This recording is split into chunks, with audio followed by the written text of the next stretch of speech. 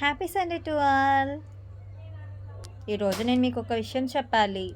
ఏందో అండి, అందరూ జనాలు ఈ మధ్య ఎక్కువగా సుసైడ్లను చేసుకుంటా ఉన్నారు.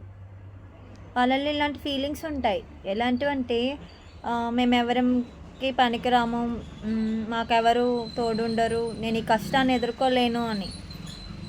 కానీ ఒకటి చెప్తాను, ఈ కాలం వెళ్ళిపోతుంది. అంటే కాలంతో పాటు మీ కష్టం కూడా వెళ్ళిపోతుంది, అలాగే సంతోషం కూడా వెళ్ళిపోతుంది. బాధైనా సంతోషమైనా కాలంలో కలిసిపోతుంది.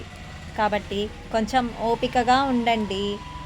మీరు ఎవరికి అవసరం లేదనుకోకండి, మీ అవసరం చాలామందికి ఉంది. బయట తల్లి ప్రేమ లేని వాళ్ళకి మీ అవసరం ఉంది, పిల్లలు తోడు లేని వాళ్ళు, ఓల్డేజ్ వాళ్ళకి మీ అవసరం ఉంది.